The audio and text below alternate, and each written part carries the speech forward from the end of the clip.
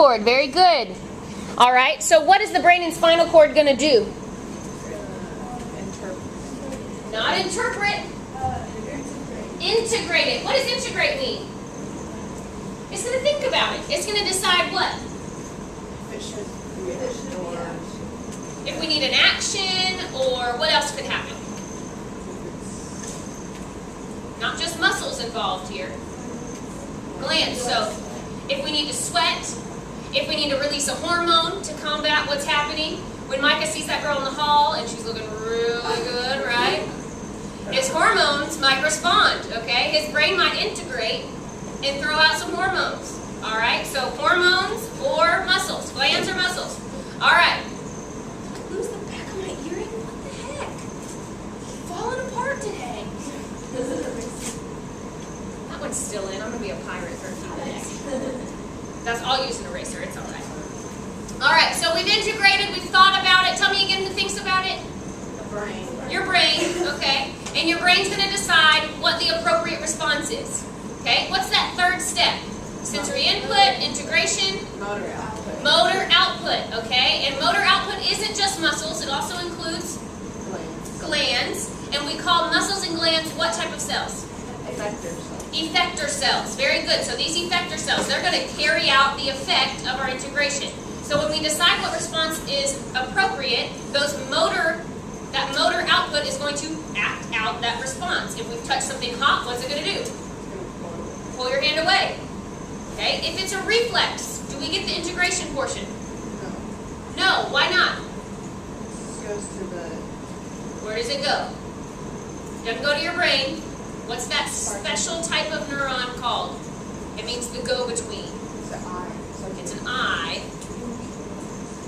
Remember interstate goes between the states? Okay? So the interneuron is going to decide for you. It's just going to zap it up to the interneuron and then back out to whatever part needs to move. Okay? Now do we remember with the reflex in your leg, when you step on a nail, does that leg get the reflex? No, it's the other one. Okay? So it doesn't have to happen in the exact same limb or the exact same appendage that the actual event happened in. It can affect any organ at that point. All right. So we know that the stimulus is a form of energy. Name some of those energies that we can have as stimuli. What types of energies can be stimulus? Electric. Right. What else? Chemical. Okay. We taste and we smell through chemicals. What'd you say? Pain. Anything else? How do your eyes perceive stimuli? Light, okay? Photolysis, things like that. All right, so we've got to, on our process here, we reach threshold at a certain spot, whether we're at our fingertips or our eyeballs or our tongue, wherever we're at. We're going to send that signal to the central nervous system, okay, which we've discovered is the brain and the spinal cord. And then we're going to transmit it across our axons. Is it just going to go straight through the axons like it does through this cord in the wall? No, what do we call that specific type of transmission? Solitary. It does go node to node. What is it called? Saltatory conduction. Why do we call it saltatory? Because it's sodium, right? Sodium is part of salts. All right, so saltatory conduction means it's not going to conduct straight through. It's going to hop from node to node, missing what sections of the axon? The myelin sections, okay? So I've got a picture. Oh, I had it up. Good. That's your picture. Okay, we're going from positive to negative, or technically negative to positive, negative to positive, negative to positive, and back at each node. Okay? And we know action potentials. We're not going to talk about that again until pizza this afternoon. Okay? All right. So, we talked about the different receptors. You've got mechanoreceptors. We didn't really talk about those too much, but those are probably the most important. Hearing and balance. Okay? And then today we're going to talk a lot about chemoreceptors because we're going to talk about taste and smell. And then we'll get into a couple others in our muscles. We talked about hearing yesterday. There it is. Okay? So in our hearing, we've got...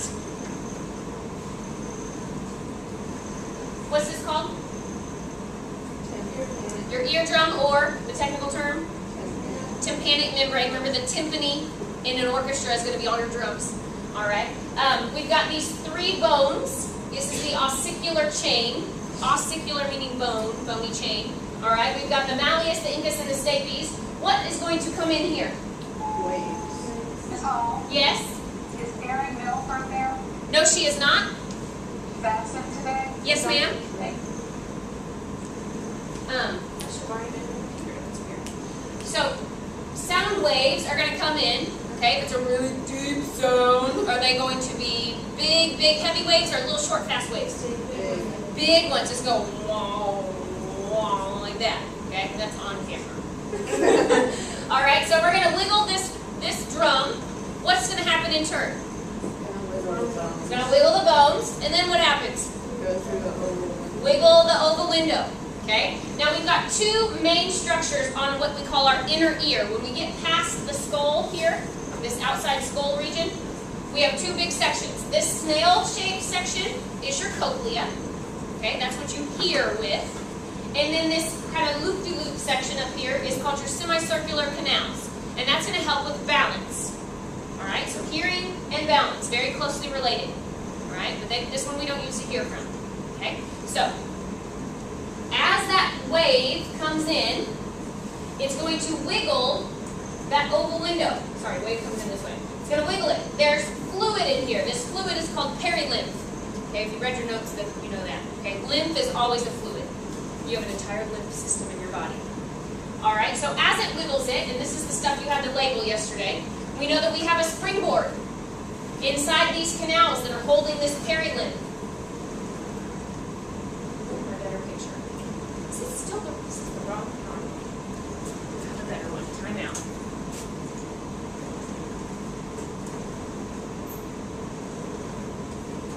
It's today's.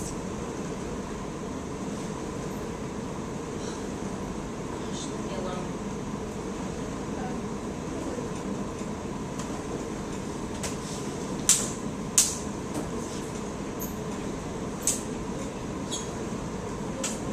I apologize for the delay.